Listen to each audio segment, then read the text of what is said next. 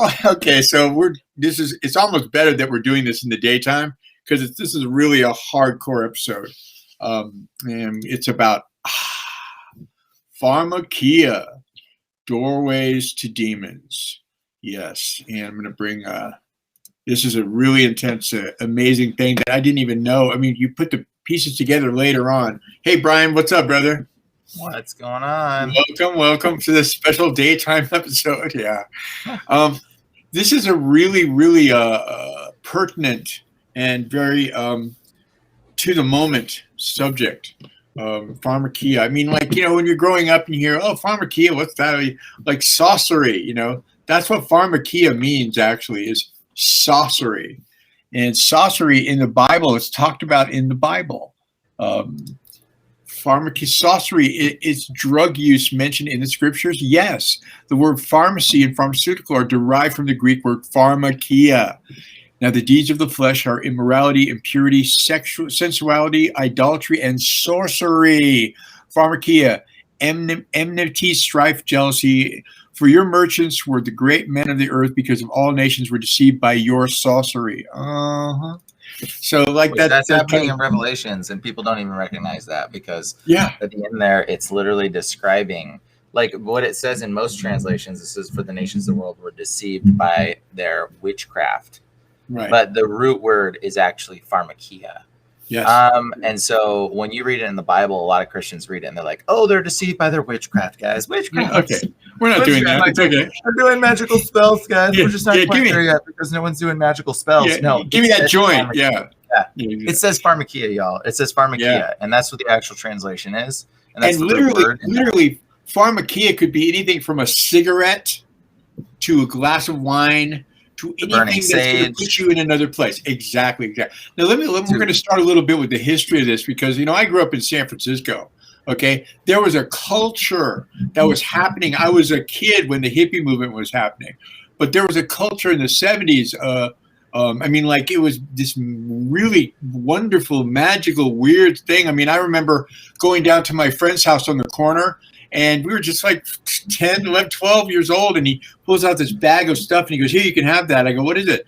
I open it up. There's all these like incense holders and roach clips and bullets and rolling papers, and it was all the accoutrements of pot use, and it looked all colorful and weird and stuff, and it was like starting to entice you to think, what is all this? What is all this? And it was just like huge in San Francisco. I mean, very, very prevalent, and very, very, once again, it's the normalization of drug use that was going on. And it was done through the music, through every avenue possible, through TV, through every avenue possible. And it's still going on to this day. They're normalizing it every day. Why do you think all the most popular commercials on television are medical commercials? Think about it, guys. Think about it. It's very sophisticated. Yes. Yeah, the pharmakeia industry, the pharmacy industry, whatever you want to call it, it is literally the modern version of witchcraft. And when you think about pharmakeia, when you think about this, like, what's the difference between a witch going, the eye of a newt, the leg of a frog, the tail of a horse, and one, I blew it together, and voila, a spell, and this is a potion. Okay, that's pharmakeia. We're literally just taking the cells of a newt, the cells of a frog, okay, and we're growing it from the horseshoe crab, and we're saying, oh, the horseshoe crab is blood. We're literally using horseshoe crab blood, by the way. And something I got to show about that Hermes thing, the Staff of Hermes. But, they're literally taking these witchcraft-related things. And I know the Bible, there is one Bible verse that says, God give us the plants for medicine. There is a Bible verse that says that, okay? Absolutely. Now, God, you can still rely on God for everything. I'm pretty sure if he, wants you to use the plants for medicine, he's going to guide you to it, okay? And you're going to know, okay? And in those situations, whatever it may be, like, sure, maybe God uses plants for medicine for people. But I'm going to tell you right now, if the medicine is derived from some type of animal blood or animal sacrifice and not a plant, I'm going to guess that it's probably witchcraft. And that's just my personal opinion. Now, I'm very cautious. I don't take medicines. Like, I just avoid all medicines.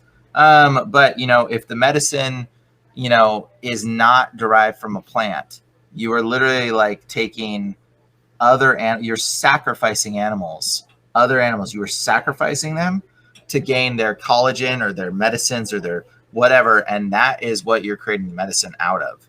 And you're participating in that act, by taking you're participating in the witchcraft form. Let's talk about the difference, okay? So God gave us everything we need in this world, okay? And through plants, through natural stuff. In fact, with so many medicines, that's been like shunned for years by the pharmacy company. Oh, that's a bunch of nonsense. Oh, that nonsense. That's just kooky. But that was our medicine for years, guys. For thousands of years. Thousands of years was literally take this herb, eat this tree, eat this thing. It was about curing you.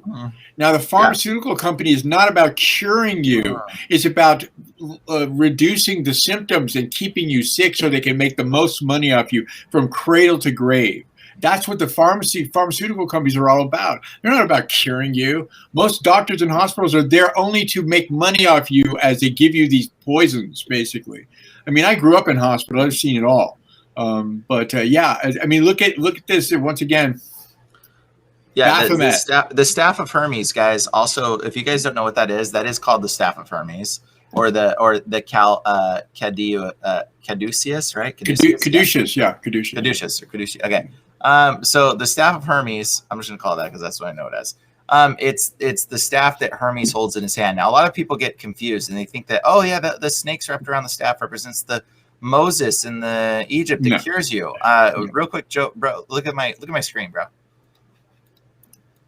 Check this out. Okay, so let's bring up my screen. I'll show you this. So I'm sorry. Here's the caduceus. That's this thing, right? And then caduceus, magical staff of Hermes. I don't know if magical. It's the magical staff of Hermes. I don't know if you see this witchcraft-looking symbolism thing here, but there you go. There's some more witchcraft-looking stuff. Yeah, Kabbalah stuff or whatever. And so the wings and all this stuff. Okay, and so here's Hermes. Just so you know who Hermes is, he's the Greek god, son of Zeus, and Pleiad Maya. I don't know who that one is, but very easily I gotta look it up. Anyway, so but like this is a Nephilim god. Okay, that's who Hermes is. Nephilim. It's the son of the Nephilim god. And just so you guys know, that Moses was told to make a staff and make an image of a serpent and wrap it around the staff, and anyone who would look upon it would be granted healed. They'd be spared. Yeah, and that's if they got bit by a snake. Okay, it was specific. It was literally if you got bit by a snake, you would look at the staff that Moses had a snake wrapped around that he fashioned around it, and if you looked at it, you'd get healed. Okay. That later on, I think they end up like kind of worshiping this thing, and doesn't somebody destroy the staff just because it becomes like an idol itself? The image becomes an idol that they like worship. I forget exactly, but I think it does. But the double staff is not the single snake wrapped around the stick. Right. This is not from Moses, guys. This is these two snakes that that Moses's snake staff ate. Okay, because when Moses first went into the chamber, he God told him to put reach out his staff, and it turned into a snake. And then the Pharaoh's gods, or whatever, magicians came out, and they turned their staves into two snakes. And then that's what these represent, the two snakes of the Pharaoh's gods. But then the cool part is that Moses' snake, the god snake, ate the other two snakes and then turned back into a stick. Which is hilarious because he's just like, oh yeah, you think that's cool? Check this out. How about eat your two snakes? Yeah. And the stick was fatter too. Yeah, I'm sure. Yeah, amazing. I'm sure. So he just ate them once again and went back into a stick. The two snakes representing once again duality. Everything in the occult represents duality. The good and the good and the evil at being equal. That's the whole Masonic thing. That's the whole thing that's throughout the occult duality. Yeah. And there's a reason for that. They want you to think that it's acceptable to be good. The whole lie of the duality of everything is literally they want you to think that it is an acceptable behavior to tolerate just a little bit of bad. You can have good and a little bit of bad. But that's not the way of God. That is not the way of God. It is no bad. It is zero. It is only all good, and that's it, period. The end. There is no little bit of bad. There is no little bit of secrets. There is no little other alternative lifestyle, alternative ideas, or alternative things to way of living for God. You live for God 100%, the end, period. And if you don't, you're part of the duality, which is evil, you know. And sure, you can have some good aspects of yourself, and then evil. It's ultimately evil. So, anyways, let's go on. That's all I wanted to get out with that Hermes thing, because man, it drives me nuts. What's the next one we got here? Oh yeah, Revelations. We're deceived by the Pharmakeia, which again, that word in the translation says witchcraft, but the Pharmakeia is the root word, and again, that's the word for pharmacy. It's everything we get pharmacy from. Yeah. So going back to the history, being in San Francisco and the LSD explosion happened, I was just a kid. But I knew a lot of hippies. I actually had an antique store in the Haight-Ashbury. So later on, I knew of many, many hippies. But I saw everything happen around me. We had a church. It was a really cool kind of a New Testament church that literally brought hippies back from the Haight-Ashbury in buses to serve them a meal after the evening service. And man, I saw all kinds of crazy stuff. You know, people standing up saying all kinds of crazy stuff, and they all smell like pot, and I thought, oh man, you need to take a shower, child. I was just a kid, you know. It's like, oh baby, yeah, go and take a shower. Yeah, I didn't know. But it was so prevalent, and I saw so many hippies get saved out of that movement, and it was amazing. But yeah, it was a huge deal. And one of the Timothy Leary, he was a Harvard professor, and he was one of the people that was promoting the use of LSD, and it just exploded on the scene. They were like. It just in the Haight-Ashbury was like, yeah, drop acid, not bombs. What were you going to say about bombs?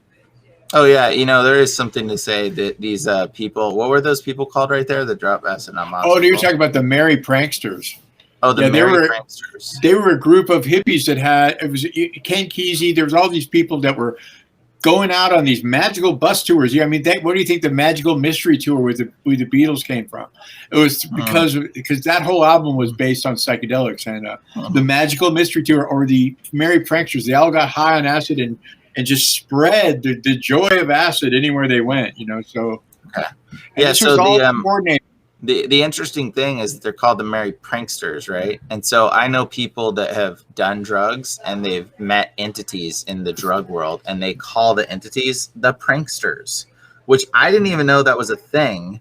Yeah. And apparently that's like a thing. And again, these entities are demonic spirits that you're meeting, and they call themselves the pranksters in the LSD world. So you go to the LSD world, you meet these demons that refer to themselves as pranksters.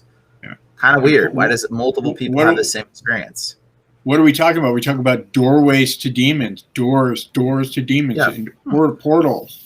Yeah, Pharmakeia is all about that. And so Pharmakeia and LSD and Haight-Ashbury, like it's all of that is doorways, demonic doorways to Pharmakeia, to demonic entrances and pathways. And here's the thing: like if you do drugs, like if you've done drugs or at all. Like I've never done a drug in my life, which is a weird thing. Not a lot of people can say that. I've literally never done a drug. I've never smoked a cigarette. I've never drinking a drop of alcohol. I don't know why, guys. Honestly, I wasn't serving God like my whole life, but there was something in me that said not to do that. And for some reason, I just was like, I don't feel like I'm supposed to do it. And now, like, turns out, oh wow, okay. And I have like some kind of right. Like, yeah, I feel like God was just like, hey, protecting me in some way. And like, hey, listen, I don't want you to have any of these doorways because you're going to go into dark places and you need to like be able to withstand them. And so none of the doorways affect me. Like I can talk about dark and evil things and it has no effect on me because I've never succumbed to the demons in those realms. So it's not like a tempting thing. The irony of that is I did. I mean, and you were luckily blessed being pulled out of it. Absolutely, and I still was able to go into the dark areas and actually had a ministry for a while, just reaching people that were bound in the occult and needed freedom. Yeah. And because I'd experienced that, it was the good that God brought out of those dark experiences. But God works all things together for the good for those who love Him. Yeah, praise God. So like God makes it work out no matter what it is. But like the thankful thing is that that stuff in those realms, these are all doorways. You literally, when you smoke drugs, when you take medicine, you are giving offerings, you're burning offerings, and you're giving demonic access doorways. What's the next? And there, like I say, the whole culture, even when you went down, on the way back from church, when I was a kid, my father would drive our family through the Haight-Ashbury so he could hear my mom go, "Oh, look at the hair on that guy." We would just roar with laughter. It was like the counterculture was so intense. But literally, when you'd walk down Haight-Ashbury in that district, you'd smell the incense. There was a whole energy going on. It was demonic. People were in costumes and it was a whole no more deal. Praise to that. Well, no, it's not about praise, but establishing that it was a reality and that we didn't know what to think. And as a kid, it was very enticing. You could see all the enticing parts of it, especially growing up in the theater. It was all theater to me. But that's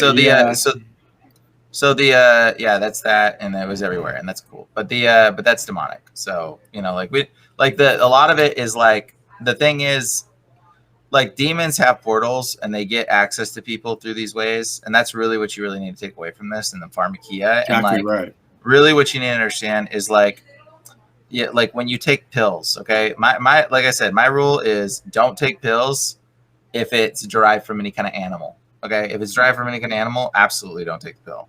That's just my personal preference. If I have to give suggestive advice.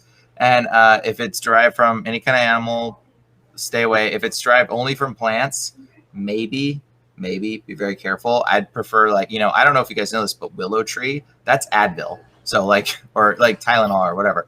But you can literally just go cut a piece of willow bark, and there's I think there's maybe one or two, or in most willow trees, you can just cut the willow bark and it smells and tastes like aspirin. I've tried it. It literally is a tree bark that tastes like aspirin, and apparently it works just like aspirin or whatever. So, if you really need to, there's ways. Just research and know the information yourself, and God will guide you, I'm sure.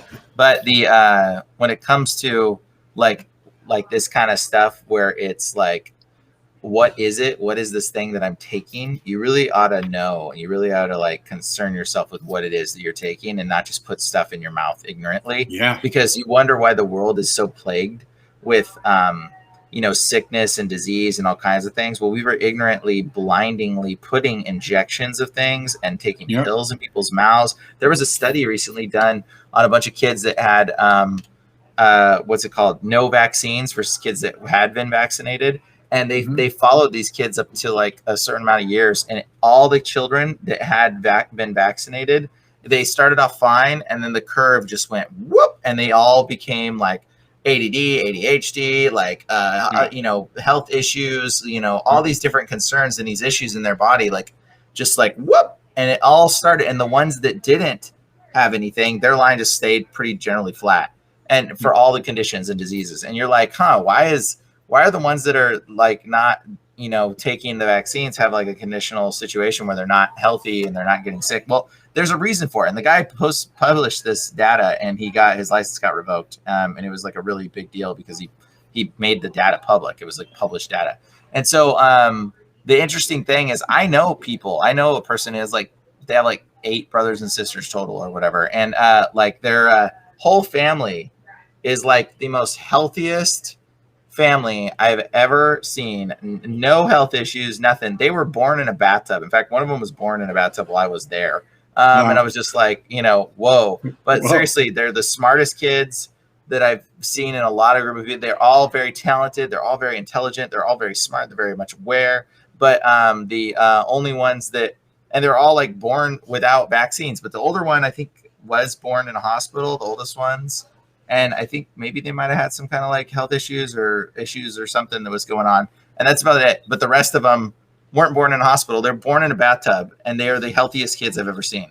Sounds like the name of a song. Yeah. Born in a bathtub. Pretty much. Yeah. No. So the reality is this, seeing that was actually one of the things growing up. Cause I was why aren't any of your siblings sick? And I was how you guys are born in a bathtub? Aren't you worried about being sick or something? And that got me thinking, dude, how you can just have a child in a bathtub? I was what? Yeah. And I didn't even know that. At the time, my niece just had her baby in a tub at home. She didn't go to the hospital, and it was easy. It was fantastic. She had her, her wet nurses and everything. I remember as a kid when I used to go visit our relatives in Paso Robles. It was really, really countrified back then. And one time my aunt's husband took us city kids to see some real hillbillies in the woods. And he thought it would just freak us out. And so we went and visited this. They were off the grid. They had water from the creek. I mean, like they were hardcore living off the grid. This was in the early 70s. And they were just as healthy as you could possibly imagine, you know, like all these kids running around, everything was just fine. You know, they weren't, they had no TV, they had nothing. And they were just like going crazy. I just looked at it like, wow, look at this, man. Like I come to the city, man. It was hard for me to kind of compute it, but now looking back, I see they were just bursting with health and were absolutely fine. They weren't affected by all this constant fear and nonsense coming through all the media and stuff. It was very interesting, though. I mean, society is what creates fear. It's what creates problems. It's what creates issues. You know, people don't realize this. Like, if everybody just like made themselves self-sustaining and lived out in the mountains or in the fields or whatever and lived off the land, like we wouldn't have these problems that we have. Like, there would be no problem. It would literally be like, oh yeah, we're fine. It's only governments and societies that create problems. Like people don't literally go. Yeah, right. People don't really care. They don't really care. It's not like, oh, you're on my land. Oh, you're on where I'm called a Spaniard. Oh, I'm French. Oh, how dare you? Like nobody cares. Like as soon as you bring up race, you're a racist. Period. Yeah. We're all the human race. If you bring up race, you're a racist. I'm sorry. Yeah, but let's go a little deeper though. But the fear does not come from governments; it comes through governments. But where does fear from? What is the source of fear? Oh well, I mean, like it could be a lot of things, but that's one of the doorways. It's the enemy. Demons. The enemy. The enemy. His biggest tool is fear. Biggest tool. Yeah, it's one of his biggest tools for sure. Fear is like one of their major demonic doorway entries. Absolutely. So the whole thing, the pot smoking and all in the 70s and the stuff in it, you know, I remember getting stoned as a kid and all that nonsense. And but the weird part about it is it starts getting really weird. It starts getting, pot is part of the ritual of what witches use in ritual. Yeah. And it is. And if you guys want to know some stuff, how about here? I'm going to read you guys a story. Ready? Here's a book called Sacred Sage. Okay, this is a witchcraft book. All right, this is literally don't even look it up or whatever, but it's literally a witchcraft book. But I'm going to read it to you. Some interesting components here. Ready? When the coals are ready, they become my altar. Okay, at which I pray for guidance. I position myself in front of them and offer pinches of tobacco on the hot coals as I tell the spirits why I have come and the reason for my gathering of the sage.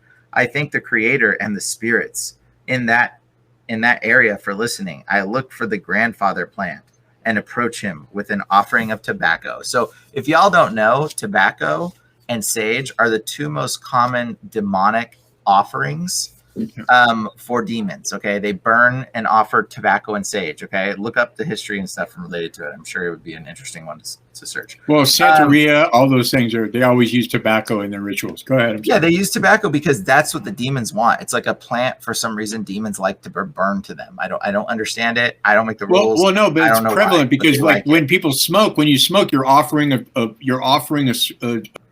a demon when you're lighting a cigarette.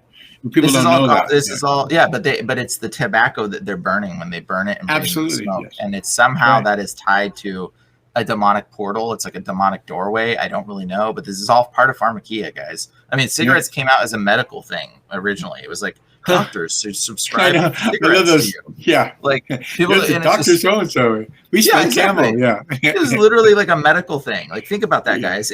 Cigarettes came from Pharmakeia, y'all. Do you not know? I mean, like you try to think that they're not separated or that there's something else. No, they came from Pharmakeia. And so it is a sinful, demonic way of burning offerings to demons. Okay, to demons. All right, ready? I'm gonna read another thing. Pipes are wrapped with sage, and the bowls are filled with sage to keep them pure until filled with tobacco and smoked. There you go. There's some other components to this story that you didn't even know. Like they literally used to wrap pipes, like for tobacco smoking, with sage. Oh, I wonder why they did that. Oh, is that because sage is also a form of demonic offering for demons? Oh, sure is. Yeah. And I don't know why the sage plant was chosen to be the demon plant. I don't know why tobacco was chosen to be a demon plant. I mean, God made them all. Satan perverts the things. You know what I mean? So, but like, On that subject, people all the time, they go, well, oh, this house feels really weird. Let's light some sage. I go, what are you lighting sage for? That's their favorite scent. Come on. That does nothing. They love that. They love that. Well, they're just like receiving that. If you burn sage in your house for some reason, and you're like thinking, oh, I'm going to burn sage to get rid of spirits. Well, they might leave because you just made an offering to them. And they're like, oh, this pathetic human, their soul is lost. They just burn an offering to us. Like, we can leave. We're done. We're done here. They're going to hell. Like, literally, more people. Yeah. Yeah, exactly. They're like, okay, foolish human burning offerings to demons. All right, we'll leave. And so maybe the demon will leave, but that's because you literally just burned a demonic offering to him. Yeah. That's okay. Exactly and then right. Here's another quote from the book. Ready? I became like a snake shedding layer after layer of skin. Okay. Within 1 year, I ended a marriage, liquidated 10-year-old business, and brought my daughter home to live with me. That does not sound like all good scenarios. Like, you ended a marriage and liquidated your 10-year-old business. Like, you just destroyed your business, ended your marriage, and then you're like, hey, daughter, come home and live with me. Yeah. Like, oh, like this. They try to spin it like it's a good thing. Yeah. And I'm just like, this does not sound like you're going in a good direction, person who wrote this book. So anyways, there's a bunch of little things you can take away from this, but basically, Sacred Sage is an evil book. It's witchcraft. It's literally, people don't know it though. People don't know that this stuff is demonic, and they don't know like that these things are evil. They think it's pharmakeia. They think it's, whatever. They think abortion is a medical thing. No, it's a form of witchcraft. Abortion is a form of witchcraft. It is not a medical. It's actually a form of sacrifice. Yeah, it's human sacrifice. To address the conditioning that's been going on for 100 years or more. Well, first of all, this is the lost sacrament of the ancient world, cannabis. It was used in all these rituals and all this worship of deities and stuff. And but the thing is in the 60s, my father was a doctor. There was a whole diet pills thing that came out. And like they brought some diet pills home for my mom, and like, oh, it's just a diet pill, it's no big deal. Yeah, it's just diet pills. And I remember stealing them to go to school with them.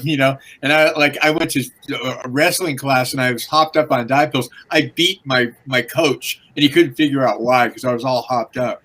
But it was something that was slowly being done to just infiltrate everything with mind-altering substances that literally open portals. I'm not saying that did, but it could. Anything like that could, like from a shot of whiskey to a cigarette to whatever is going to put you in that space where a door opens. Yeah. Absolutely. I mean, like whiskey, like we told you guys, like whiskey, alcohol is the Arabic word alcohol. Okay. And it means body eating spirit. It's a doorway.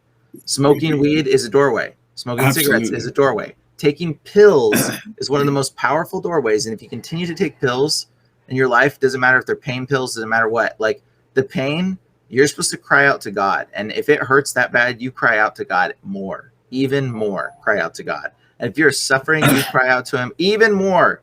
And you yell to God and you say, Lord, save me, help me, fix me, Lord, fix me, help me. You don't turn to Pharmakeia and say, oh, I'm just going to take some pills and make it go away. If you turn to Pharmakeia and you make the pills go away, you are bending things to your will. You're doing what is called witchcraft. That's witchcraft. Witchcraft is literally bending to your will. Okay. Anything that you are bending to your will, not to God's will. Okay. God's will is the way the universe works. You eat a bunch of things, you get poison in your stomach. Suddenly you have, stomach issues. And guess what?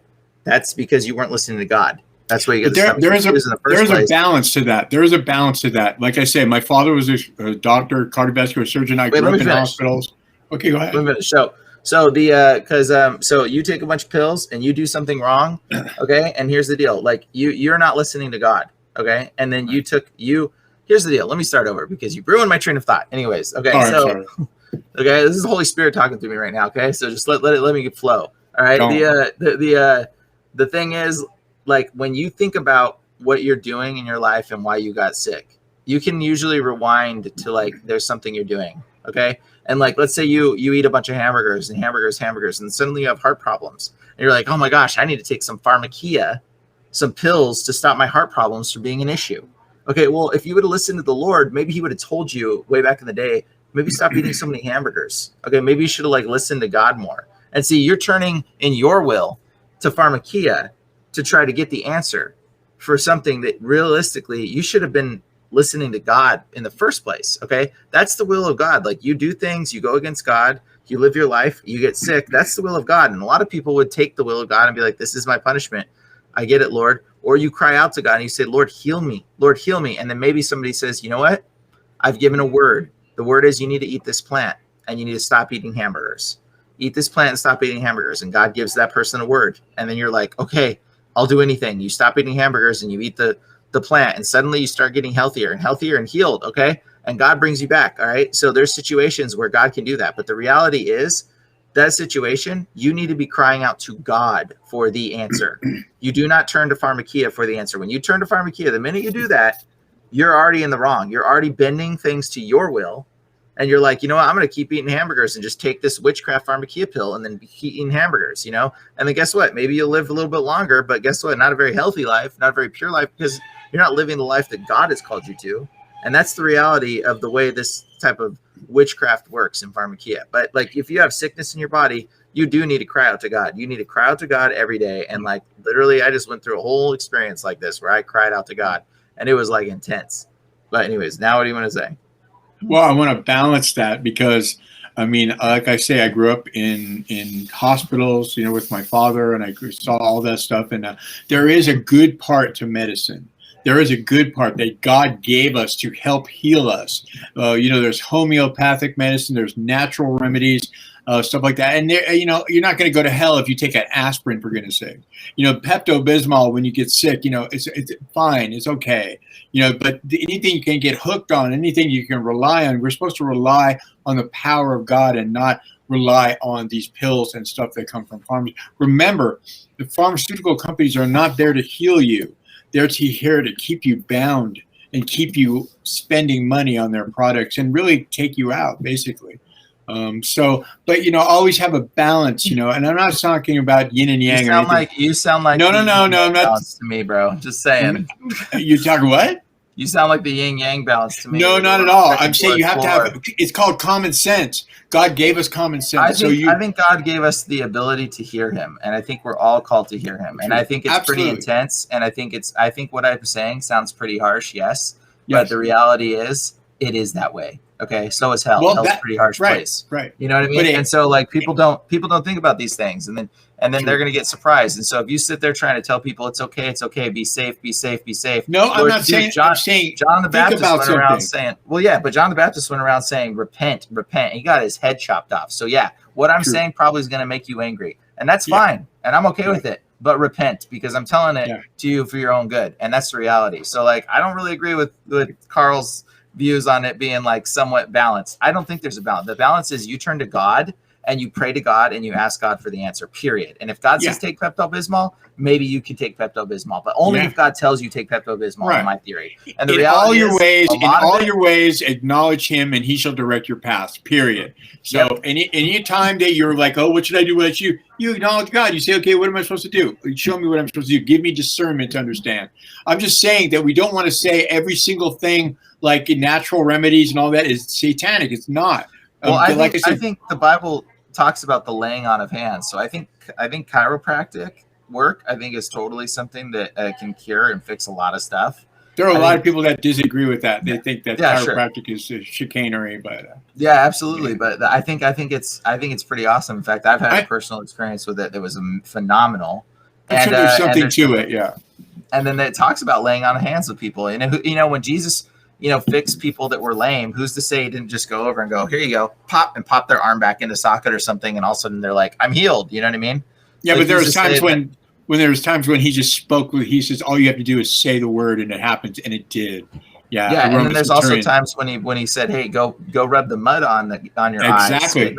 And it did. And here's the interesting part: it didn't work the first time, and then He said, go do it again a second time, and then it worked.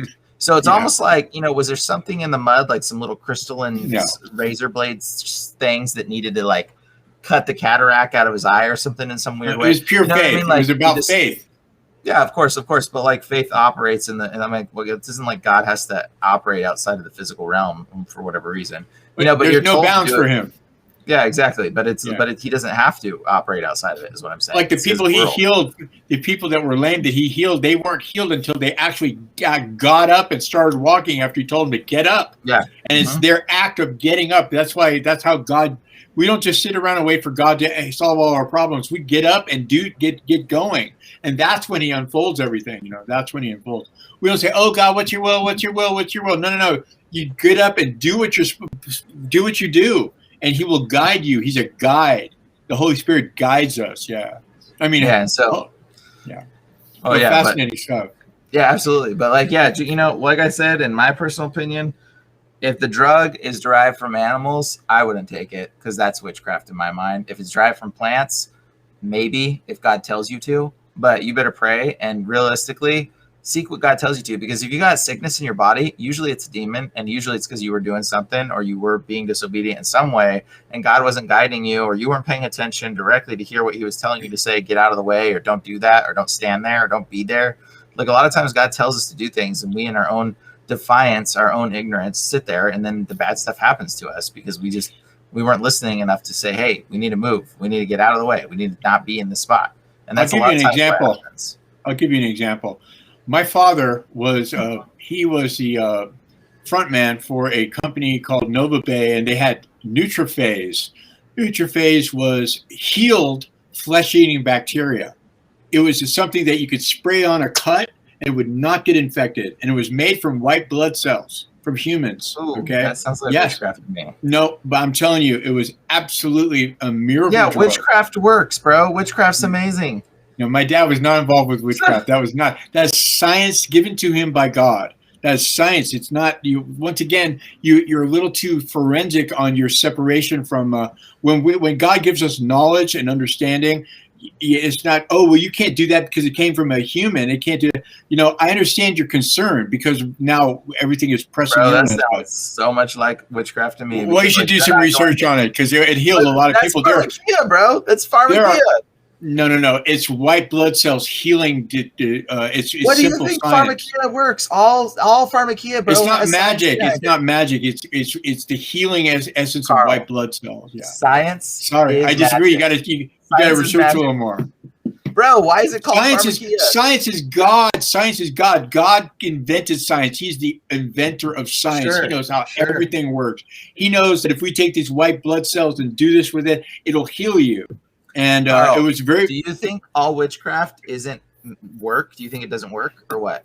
Is that what you think? I think some of it does, absolutely. But that's what it works. They want to give you power. There's definitely witchcraft power there. If you harness your part to that side of the thing, you're on that side of the and deal. Just because your dad was involved, just because he believes in Jesus, doesn't mean he wasn't misled, or doesn't mean he didn't have parts of him that we wasn't fully paying attention to what could have been bad. You know, like everybody's flawable. Every human's flawable. Okay, so to say that he wasn't flawable, I didn't say that, but I'm telling you, he was deeply involved in the science of it, and he actually was nominated for a Lister Award because of his healing people from. That's amazing. From flesh-eating bacteria. There was no way to treat that. He saved people from getting their limbs cut off. There's a lot of ways to. There's a lot of ways to treat it. Actually, did you know? No, there wasn't at the time. Absolutely not. Silver stops. Yeah, silver. I've heard all about the silver. People taking silver. Very interesting. It's probably true. No, it does work. In fact, I worked with a company that actually made these silver bandages, and they were like Band-Aids as well. And you'd put them on. They were using them to treat staphylococcus infections and other things. It would colloidal silver. That turns people blue, but that was also one that stopped infections. But you know, for the Indians, yeah. So but the reality is, like, yes, witchcraft is by definition bending things to your will. Okay, not to the will of God. Okay, the will of God is the way the world works. Period. And if you get sick and die, that's the will of God. Period. Okay, if you get sick and die because you just got some staph-eating infection in your leg, you get sick and die, that's the will of God. And so if you're therefore bending the will of God to your will because you want to live. If God intervened and gave you the information and the knowledge to help somebody heal someone, that's the will of God. Hello. Maybe you're a little too harsh on that. because God works in I'd mysterious ways, baby. I'd rather be on the safe side of the fence than on the fence. Just be dead. Yeah. Okay. Yeah, I'd rather be dead on the safe side of the fence than be, questionable on the fence. That's my personal perspective. There's no question in my mind. You need to do a little more research on that. But well, I know from a personal experience. I'll share a personal experience. Just recently, I had kidney stone, and I'll share this whole experience. And it was the most. And I don't know if it was a kidney stone. Actually, this is a crazy story. Actually, and I'll explain it to you guys very thoroughly, so that way you understand. It was the worst pain of my life. This just happened to me like a week ago. Worst pain of my life ever had. Okay. I woke up and I was like, what is this pain in my body? And I was like in my stomach and my like gallbladder or whatever. And I just was like, dude, what is this pain? And I was like, this is not normal. This is demonic. And it's probably came from me praying demons off of so many people because I pray them off all the time. And thankfully my friend was there and both my girlfriend and my other friend were both there. And so they were like, hey, let's start praying for you. And they started praying for me. Right. And I was like, dude, and the thought to take medicine didn't even pop into my head like at first at all. It was not even like a thought because I'm so like, I don't need medicine. I pray to God. My God takes care of me and he heals me. But anyways, like they prayed. And then all of a sudden, like I threw up. This green bile just came out of me and I threw up. It was like a tennis ball. Okay. And like, it was gross and it smelled horrible. And then I felt a little bit better. I was like, whoa.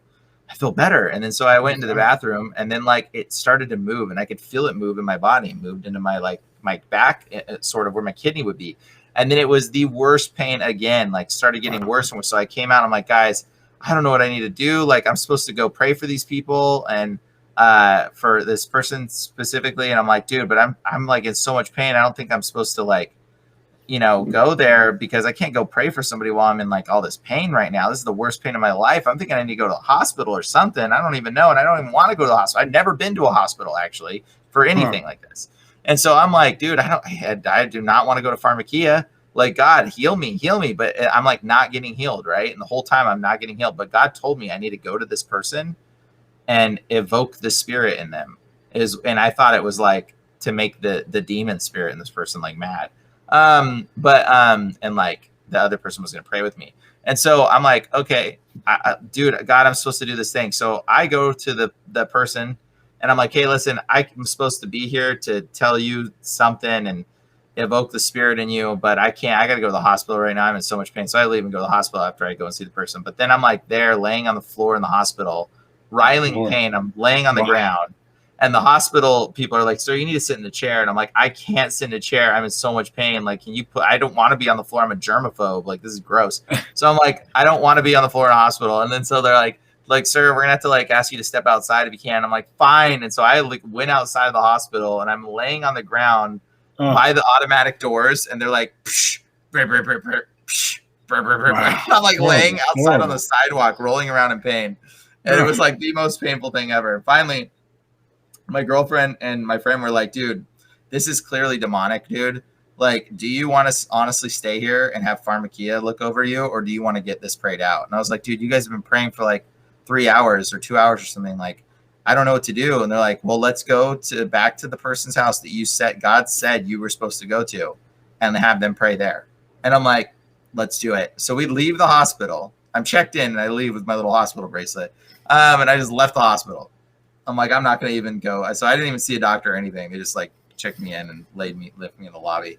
I leave, I get there and I just fall on the ground and I'm like with the person that I'm supposed to be praying demons out of, and they're there and everybody's there.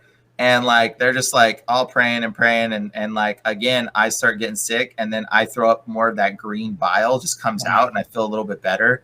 And then I'm like, dude, and the person that I'm supposed to evoke the spirit in that I felt like God told me to do, I was like, he's the one that has to touch me and pray for my healing. And I'm like, really? I'm like thinking, dude, this guy's got demons still. Like, God, you serious? Like he's supposed to? And I'm like, okay, I have to forgive him. And I have to like, let this person pray for me. And I'm like, all right, God, I'm like, listen, dude, you have to pray for me. You have to be the one that prays for me. And he's like, okay. And so the minute he touches me, boop, all of the sickness just boom goes off my body like a wave, just boom. And the longer he leaves his hand on me, the pain from being in pain for like the last 6 hours of my life was just like would subside even less and less and less. And it was somehow like all of it was gone. Okay. And I didn't have to go take no Pharmakeia. I didn't have to go to a hospital. I just had to go get my heart right. And my heart was that I had a little bit of resentment in this person, possibly like the tiniest little bit, to the point where it was like I just didn't want him to pray for me, because I was like, even though God anointed him and God has chosen him, there was a little tiny bit of me that was like, I don't know if I want him to pray for me. And that little bit of tinge of tiniest bit of like, I don't want that unforgiveness or judgmentalness that I had in me was just enough for whatever the demon was that was causing that sickness in my body to affect. But the minute I said, you have to be the one that prays for me, and I let it go, and he touched me, bro, boom, it was like a wave, and everyone in the room saw it, and it was like, boom, I got so healed that I went back that day within like 30 minutes after him praying, after being in pain for 6 hours. Wow. Okay, 30 minutes, went back, and I worked. Like nothing ever happened. Like, it was like I worked like nothing ever even happened remotely. Having that resentment or whatever it was in your foot, that gave a foothold. And it wasn't even a lot. It was like, it didn't matter.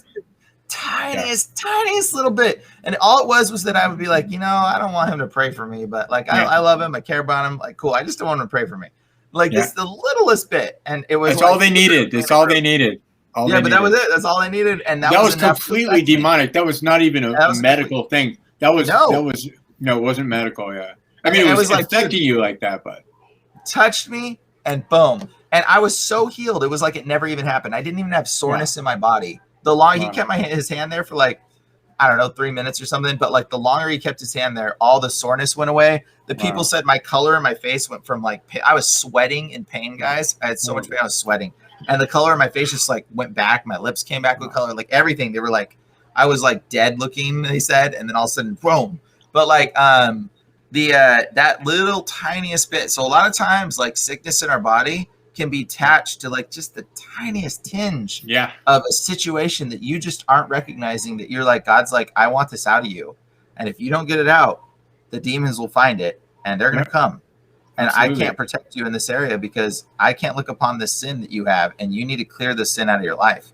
And I was just reading in Psalms about examine me, O Lord, for anything that's in my heart that is against you, any little bit, because that is what they look for, to stand on. It's like giving a curb for them to stand on, that's something we should do every day. We say, okay, show me anything that I have that's offensive to you, Lord God. Let me get rid of it. Let me repent of it. Let me renounce it in your name. So you don't give them any power to have over your life. Let's go to some clips, Daddy-O. Yeah, well, I was going to say is my whole experience there was to just illustrate that, you guys, I experience this stuff all the time when it comes to like dealing with stuff. And even another woman that we prayed for, like she had like stomach issues all the time. And she would take pills. And like, we just started praying for her all the time. And we're like, hey, listen, you do not need these pills. You do not need this. She burned them. She set her pills on fire and burned them. Wow. And they were like all kinds of like medical pills and all these other pills that she had to take and blah, blah, blah. She burned them all. And she has like gotten completely delivered. She even has high blood pressure pills and stuff and things that we're doing that she had issues with. Well, we prayed and her blood pressure dropped all the way down. And like just the next day after we prayed, and like, she was just like, what the heck? And so like, a lot of times you reach out to God and he's your healer. And like when you believe, but the thing is you have to believe, you really honestly have to believe. It's like the woman with the blood condition. Like it was like Jesus in a crowd of people, all these people touching him. And then he's like, who touched me? And then this woman comes out and was like, it was me. And he's like, no, I know someone touched me. I felt the power flow through me. Yeah. Who was it that touched me? And the woman was like, it was me, Lord. I knew that if I touched you, I would be healed from the blood condition that she had. Okay. And it wasn't even touching him. It was grabbing the hem of his garment. Yeah. And so it was just like, wow. Faith. Okay. So faith, your faith is what creates the healing. So we could pray for you all the time and all day long and everything. But like, if you don't have the faith, like it's by your faith that God allows you to be healed. It's the faith in you. Well, I mean, Jesus says he could no prophet is received in their hometown. Like even Jesus was like, hey, like people just didn't want to receive him as the savior of man. He's the carpenter, yeah, son of Mary, okay, yeah. And so the reality is like you've got to have that faith for that healing to kick in your life. And like God gives us little things to like increase your faith in ways and stuff. And like, and I've seen it, but like the healing factor of stuff is bent on your faith, your relationship to Jesus, relationship to God, and how you behave. And like you can get healed from any kind of sickness you could ever possibly need. So you won't be dependent upon Pharmakeia. And that's my personal view on all that Pharmakeia thing.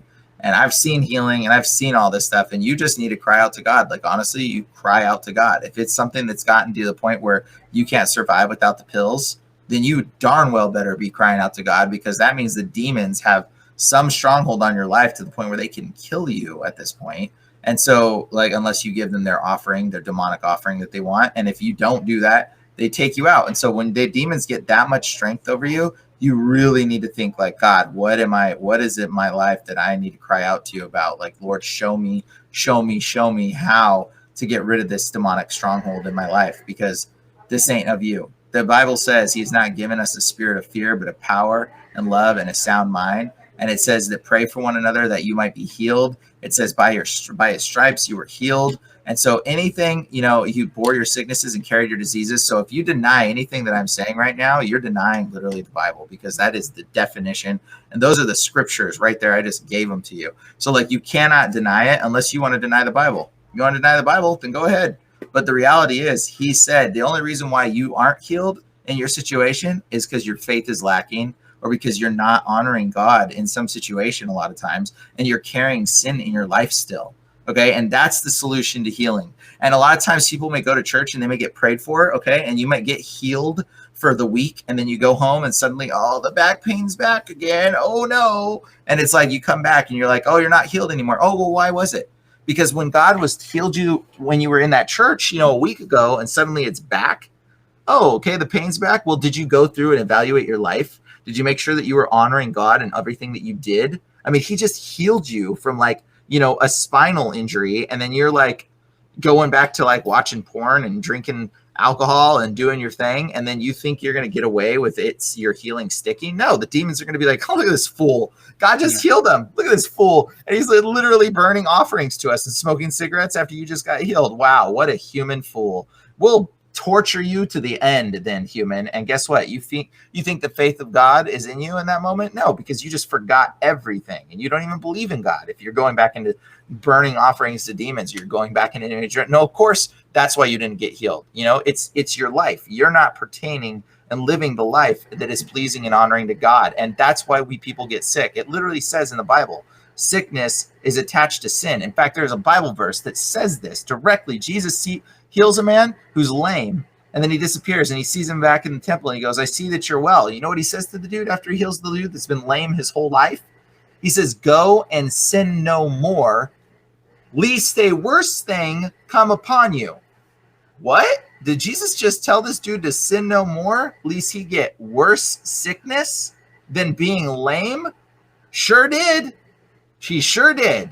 And people are like, oh no, maybe it's like, he didn't really mean like sin no more, guys. I mean, like, well, no matter what you think Jesus meant, I take it pretty literal. I think he did mean sin no more. And A and B, he associated sinning with sickness. Okay. So yes, sin is associated with sickness. When you don't honor God, you are susceptible to demons that will create sickness in your body. So if you're suffering from sickness, Moses, you know that Moses, to the day he died, was healthy as he was when he was 20. Like he had no sickness in his body till the day he died. Super, and that is the promise that God gives us, and that is the promise he wants for us. But if you got sickness that you're struggling with, you better darn well look at your life and be like, hey, what am I doing that's not honoring God? Why do I keep doing things that are not honoring? What can I take out of my life? What can I cut out of my life? Because if God heals you, Jesus heals you, here's something they don't tell you in church. The minute you get healed, you better go through your house, and you better take down every freaking idol in your house. You better take down every single thing that seems like it might be honoring someone other than God. Because when the Bible says, have no other gods before me in the what is that, the second commandment? No, first commandment, have no other gods before me. It doesn't mean no other gods before me. Like I can be number 1 and he can be number 2 and that can be number 3. It literally means no other gods around me. It means no other gods beside me, some translations, okay? It means no other gods but me, period. Okay, that's what God is saying. He is literally saying no one, no other gods. I am your only God, period. You want to be healed? You come to me.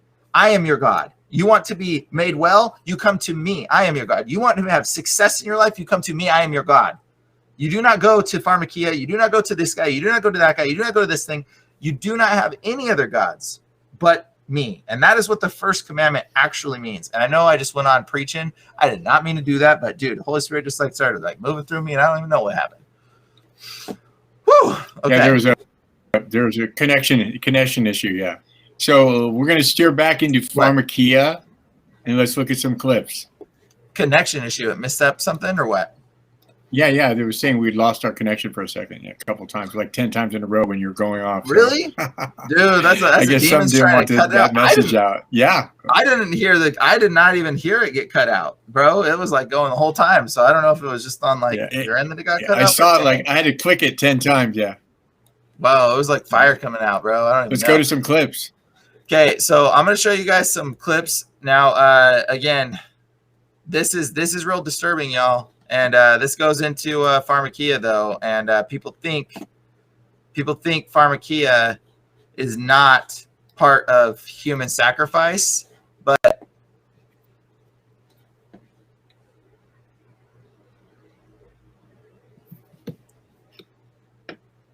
our rights to obtain a ritual abortion, our religious beliefs at the Satanic Temple, just like all other religious beliefs, should have equal weight, right? After all, we are the people.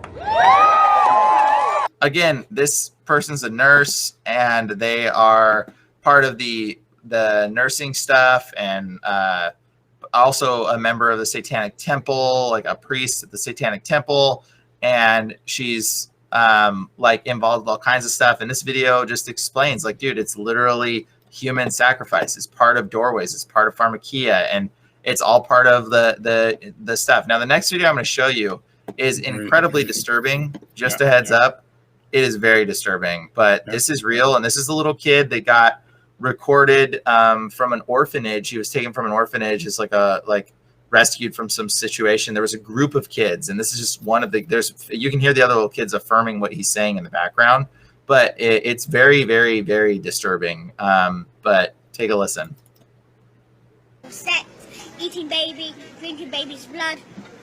We sacrifice the baby, we do sex to the babies, we throw them, when we're dancing with the skulls after the babies are dead. What skulls? The baby skulls. From before?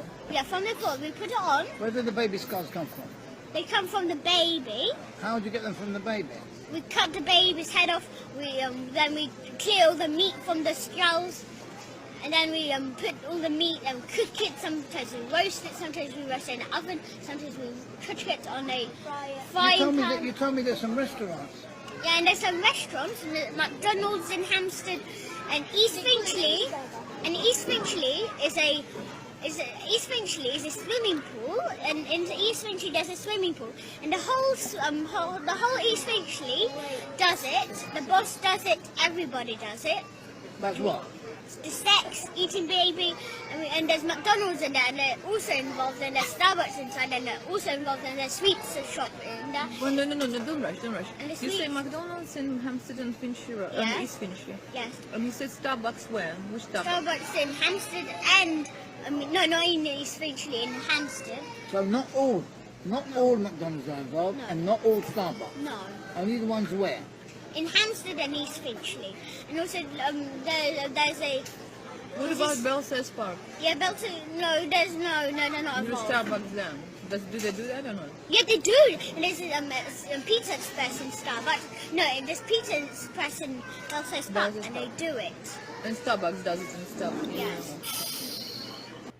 So I want you to point out is that notice how this kid is talking about, like, he's actually saying, like, no, it's not in this location. No, it's not in that location. No, it is in that location, though. That's where they're doing it. Like, he's not making statements that are, like, just going along with whatever. He's like giving information from what he actually perceives to be true. So, whether this kid is, delusional and making it up, that's a pretty demented delusional thing to be making up. And like, man, the stuff he says. He's very clear-minded when he's doing this.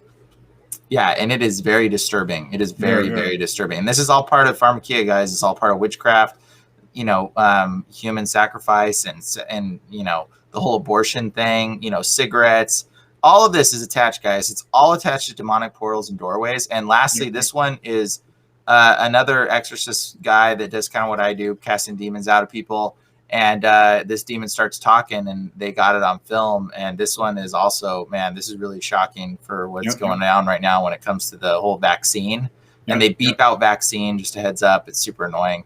But yeah, the vaccine is forms of Pharmakeia, guys. And here you go. Jesus Christ, look at me. You're arrested. Is the part of your kingdom set? Is it? But she won't take it. What happens if she takes it? She's yours. How? It's just it's no, but it's Have you noticed the serpents? The serpents? What serpents? Look at hospitals. Carduceus. That shows medicine, the serpents. Is that what you're talking about? No, I don't believe you're talking nonsense. So you work through Pharmakeia, witchcraft. So is it all part of your plan? I arrest you in the name of Jesus. Part of your plan. It has black magic in it. But she already knew that. So it's got black magic in it. So what happens when people take it? What is it going to do to the people in the long run? Kill them before repentance. When are they going to die? When are they going to start dying? What's the plan? You don't know. But the is going to kill them. Does it protect them from COVID? Not at all. Not at all. But they say it protects them from COVID. So you say it doesn't at all? Because they were also working with us. Who? The ones that say it works. Really? Now, why do they want to kill the people? But Jesus can't have all his soul. Why is Jesus coming soon? Yes. So they're trying to kill as many as they can before he comes. When is he coming? Soon. You don't know. No one knows. But we know it's soon, right? Time is short, right? So where have you been every time we've cast you out? Waiting. Waiting for what? Oh, waiting for a good place to come back. What's a good place to come back? A door. So you're waiting for a door to be opened. What doors do Christians open for demons to come in? Unforgiveness, hatred, and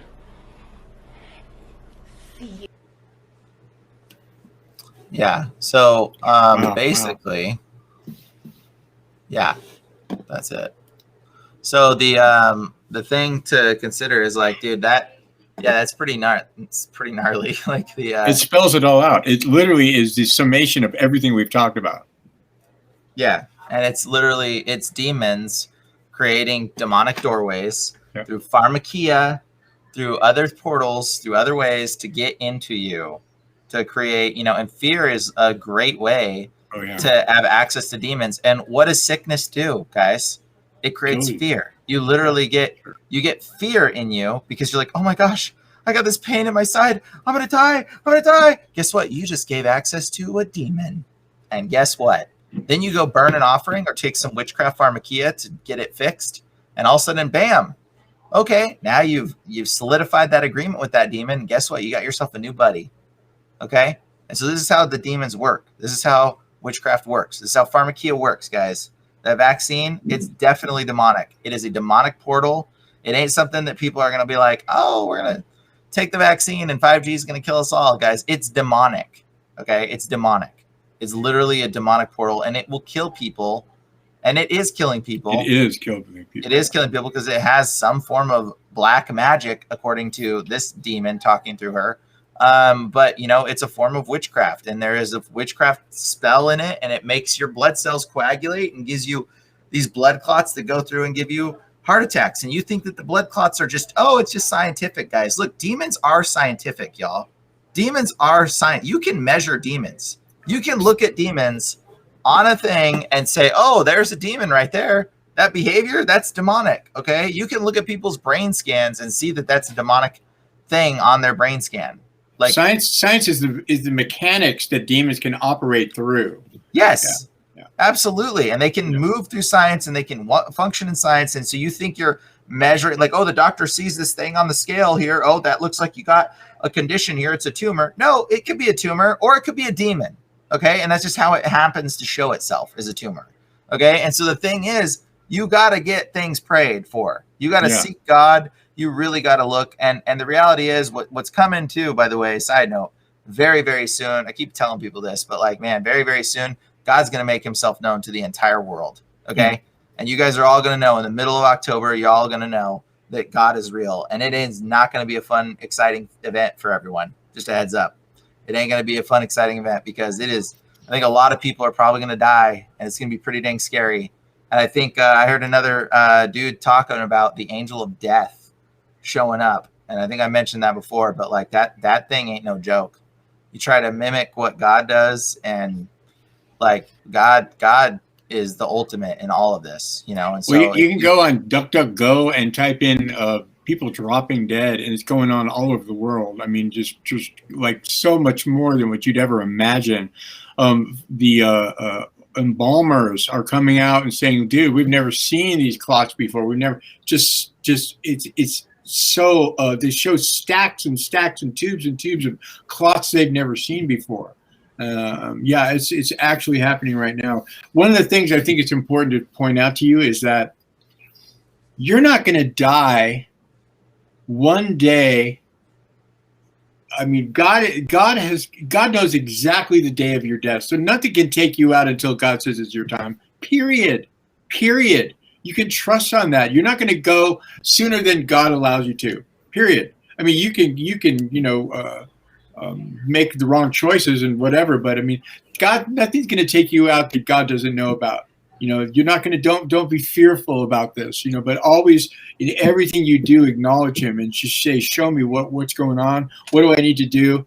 And just stay open to the voice of God, to the leading of the Holy Spirit. It's everything. It's your lifeline. Yeah. I a little bit disagree with that. I think you should be fearful, but that's my opinion. And I think where does fear come from? There's two types of fear. There's fear from the enemy, and the fear of the Lord. The fear of the Lord. No, the fear of the Lord is the beginning of all wisdom. And that is what is fear in that. Wait, Carl. Analogy. Wait a minute. No. Okay. Wait a minute. The analogy of fear of the Lord is not, oh, I'm so scared. It is awe. You're in awe of an almighty being. You're in awe. That is the correct fear of the Lord. Okay. Go ahead. Okay. Let me give you another example. If you are afraid that you're going to die and go to hell, that's the fear of the Lord. Well, yeah, period. Absolutely. That's a totally different thing. That's where you don't have the Holy Spirit. If you're afraid that you're going to die and you're fearful of it, that's the fear of the Lord. And you should definitely consider things.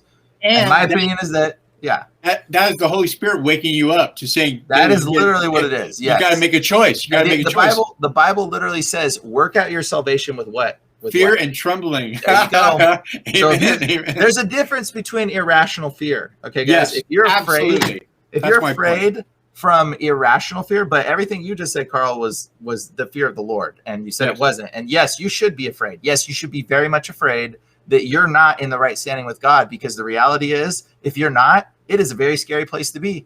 Okay? Absolutely. And that's so the difference. You should have that fear in you. And so if what we're saying convicts you and you have fear in you, good. Go read your Bible. Go find God. Go understand the truth. You know what? That's the difference. That's the difference. Absolutely good to have that fear. And between someone saved, between someone who has accepted Jesus, between someone who has the Holy Spirit inside of them, and people who don't. If you don't, yeah, that's exactly right. But if you do, know that God has your back, and you're not going to go one day before your time. You can go before your time, actually, yeah, and that's totally true. God knows everything the day of your death. Absolutely. No. Let me make this out. God knows when you're going to die, but God doesn't appoint your time. You do. Okay. If you decide to go do drugs, guess what?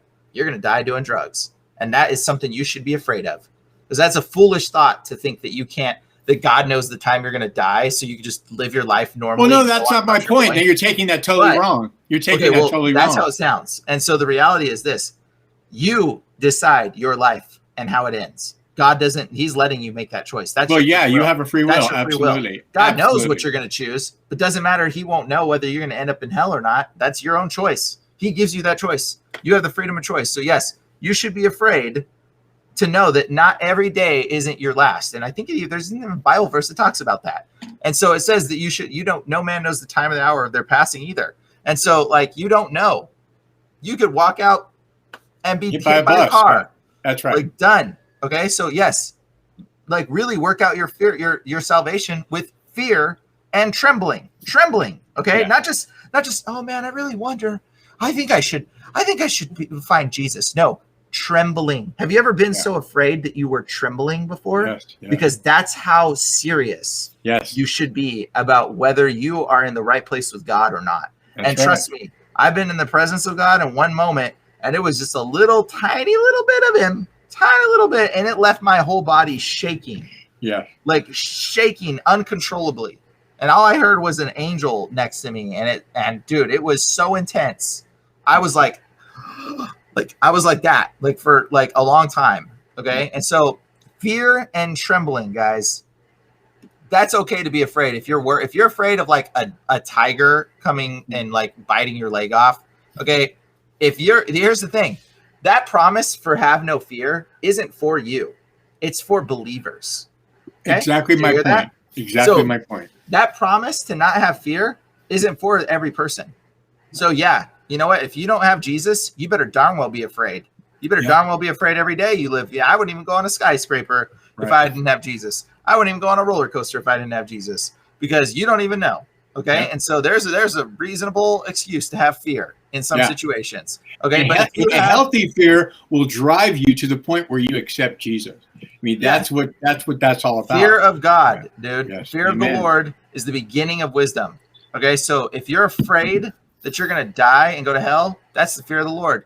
And that's a wise decision, my friend. You better have that and hold that and freaking research that real good. Cling to that. Wow, that was amazing. Well, thank you so much for joining us. We'll probably do a part 2 of this. If you have any comments, feel free to leave them and we'll address them specifically. But we had to do this one in the daytime. Thank you, Brian. Thank you, brother. God bless you, man. All righty, bro. All right. So, I just want to say thank you so much for joining us and look forward to the new ones. All right.